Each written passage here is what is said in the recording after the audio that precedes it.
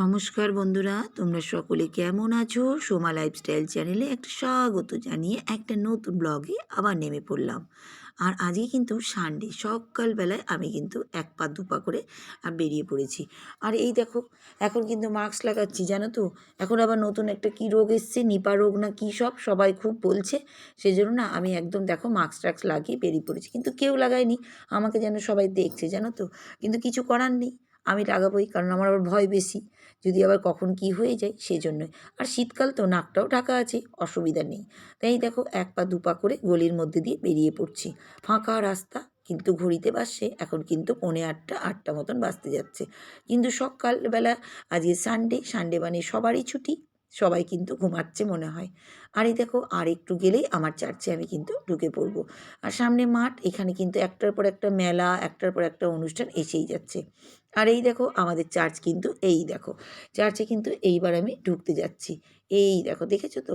একদম দেখো চার্চের গেটটা কত বড়, কত সুন্দর না? দারুণ সুন্দর। আমাদের এখানে বড় শান্তির জায়গা। সবারই যেমন মন্দির মসজিদ, আমাদের তেমন গির্জে, একই গো। সব ধর্মই এক, আমি তো তাই মনে করি। আর এই দেখো সবাই কিন্তু ঢুকতে যাচ্ছে, আমিও কিন্তু ঢুকতে যাচ্ছি। তো এখন ঠান্ডাটা একটু আছে, সেই জন্যই কিন্তু সবাই কিন্তু দেখো একটু একটু করে। আর সূর্য দেখেছো কি সুন্দর উঁকি মারছে গাছের ফাঁক দিয়ে দিয়ে, এত সুন্দর, দারুণ সুন্দর লাগছে। আর গাড়ি করে কিন্তু আরেক জায়গাকার অনেক বাচ্চা, স্কুল, ওখানকার স্কুলের সবাই আসে। মানে আমাদের সিস্টারদের অনেক স্কুল আছে ওখানটায়, সেই স্কুলের সব বাচ্চাদের নিয়ে এখানে চার্জ করাতে আসে।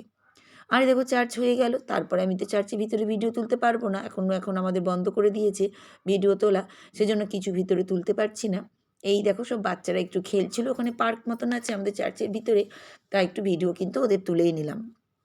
ওরা খুব মজা করছে, খেলছে, আমারও ভালো লাগছে, জানো তো। আর বাচ্চারা সব এদিকে আছে বসে, সব দিকে এখানে একটু হোস্টেল মতনও আছে, পড়াশোনা ওরাও করে। আর এরা সব আমাদের নিজেদেরই, আমার দাদার মেয়ে, দিদির মেয়ে, যে আমার দিদি, দাদার বউ, ভাইয়ের বউ, এটা আমার হচ্ছে দিদির মেয়ে, জানো তো। বড় হয়ে গেল, দেখতে দেখতে বড় হয়ে গেল, এত তাড়াতাড়ি সব বড় হয়ে যাচ্ছে যে কী বলবো। তাই আমরা সব গল্প গুজব করলাম, আর ওরা একটু খেলাধুলা করলো। এবার আমরা কিন্তু চলছি বাড়িতে। আর আমি এই দেখো এক পা করে আবার সেই বাড়ির পথে আসছি। দেখো এখন কিন্তু ঘড়িতে 10টা মতন বাজতে যাচ্ছে, কিন্তু দেখেছো রাস্তাঘাটে লোকজন আছে কই গো? একটাও তো লোকজন দেখতে পাচ্ছি না। কয়েকটা গুনে গেঁথে লোকজন, কিন্তু চলতেই হবে। আসল কথা শীতের সময় তো একটু সবাই না টাইম টেবিল একটু লেটেই সবাই উঠে। আর আমি দেখো চশমা লাগিয়ে নিয়েছি, কারণ আমার সানগ্লাসটা না লাগালে হয় না, সামনে রোদ তো, সেজন্যই। আর বাড়ি এসে কি করব বললাম তোমাদেরকে, নিজের বুদ্ধি দিয়ে না একটু প্রাণ খাটিয়ে সংসারের কাজগুলো একা হাতেই করি। আর এই দেখো সব সময় কী বলো তো, অন্যদিন তো ভাত টাত খাই, আজকে কিন্তু সানডে মানে টিফিন তো আলাদা আলাদা সবার, তোমরা জেনেই গেছো। তা এই দেখো চিড়ে ভাজা, তোমাদের দাদাভাইয়ের আমি চিড়ে ভাজা খাবো, আর ওদিকে কিন্তু লাল চা বসিয়ে দিয়েছি। লাল চা দিয়ে চিড়ে ভাজা খেতে দারুণ লাগে, দুধ চা খায় না, যাতে অম্বল না হয়। অম্বল হয়ে গেলে তো আবার বাবা মুশকিল, এরপরে তো আরও খাওয়া দাওয়া বাকি আছে। এখন সকালবেলাতে শুধু ব্রেকফাস্টটাই তৈরি হচ্ছে। তো যাই হোক, এই দেখো চিড়ে ভাজা তো আমার ফেভারিট, তোমরা অনেকজনাই জেনে গেছো। প্রতি সানডে আগেও করতাম, মাঝখানে একটু বন্ধ করেছিলাম, কিন্তু আবার বললাম চলো করি। খেতেও মজা লাগে, একটু একটু করে দেখো বাড়িয়ে দিচ্ছি। অনেকটাই, দুজনের জন্য অনেকটাই হচ্ছে না।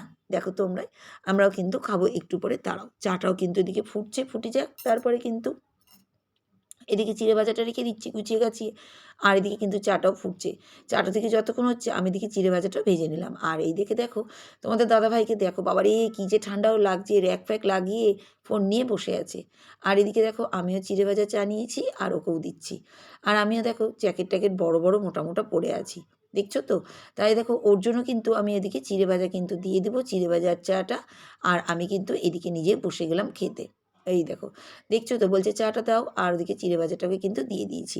আসল কথা শীতের বেলায় না দেখতে ভালো লাগে, যে এরকম গায়ের মধ্যে র্যাক ট্যাক ঢেকে রাখলে আরাম লাগে। কিন্তু দেখবি যখন গরমকাল পড়বে, এই ভিডিওটা যখন পরে দেখবো, মনে হবে যে ওরে বাবা রে গরম লাগছে না, এরকম মনে হবে। এটা কিন্তু সবারইতে, আমার হয়, তোমাদেরও কি তাই হয়? তোমরা কিন্তু একটু বুদ্ধি করে বলবে। আর এই দেখো চিড়ে ভাজার চা নিয়ে বসে পড়েছি, মজা করে করে কিন্তু খাচ্ছি। আর এদিকে চা কিন্তু রাখা আছে, আর এই কিন্তু চিড়ে ভাজা, এই দুটোই কিন্তু চলছে আমাদের খাওয়া। ওদিকে ও খাচ্ছে, এদিকে আমি খাচ্ছি, দুজনেই কিন্তু চলছে। তা যাই হোক, দেখো তোমাদের সঙ্গে কথা বলতে বলতে, আমার ভিডিও বলতে বলতে কিন্তু কখনো ভুলেই যাব, তোমরা যেসব বন্ধুরা আজ কমেন্ট করছো তার জন্য। আর যে সানডে, কিন্তু রান্নাটা করবো আজকে একটু আলাদা।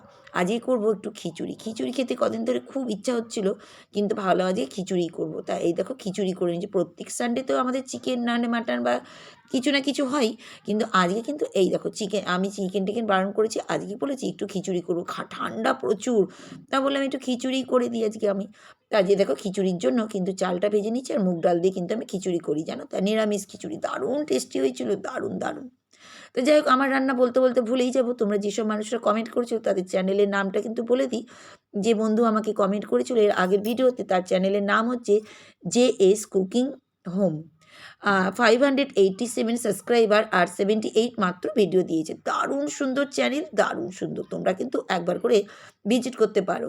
তা বন্ধু কমেন্টে কী লিখেছে? বন্ধু লিখেছে 27 লাইক দিয়ে পুরো ভিডিওটা দেখলাম, খুব ভালো লাগলো।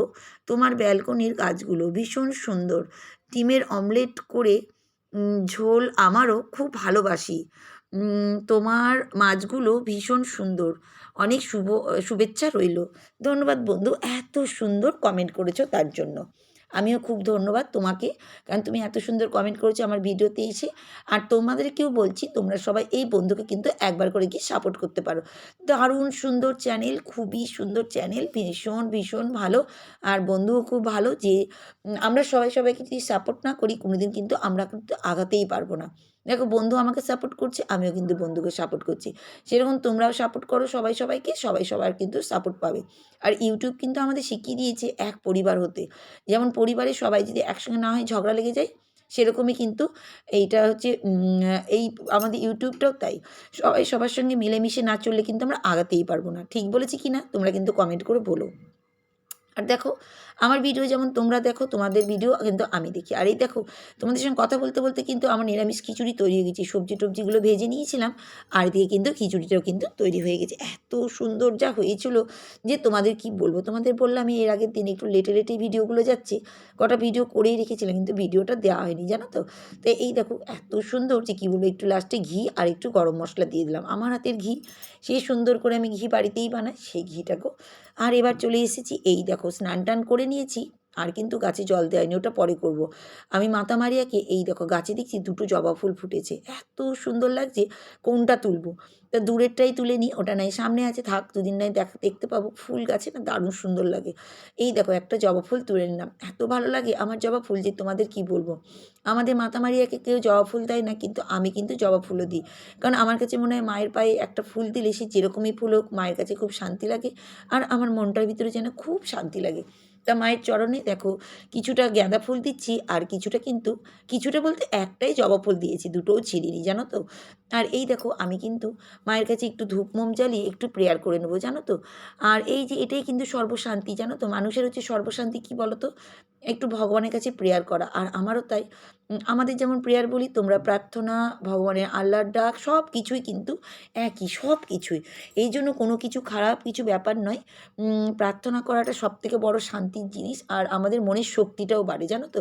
তা আমি এই দেখো ঈশ্বরের মাতা মারিয়ার কাছে একটু ধূপ মোম জ্বালিয়ে একটু কিন্তু প্রেয়ার করে নিচ্ছি।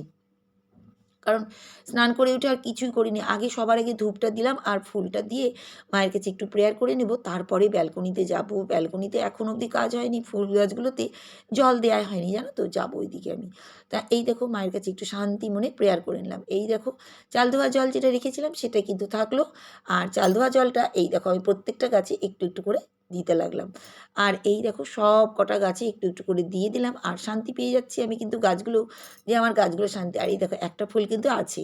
আমি কিন্তু এই দেখো চন্দ্রমল্লিকাও হয়েছে। প্রত্যেকটা দিনই কিন্তু চেষ্টা করি যে মাতা মারিয়ার চরণে একটু করে ফুল দিতে। আমাদের তো ওরকম নেই, কিন্তু আমার মনের শান্তি লাগে, তাই সর্বশান্তি।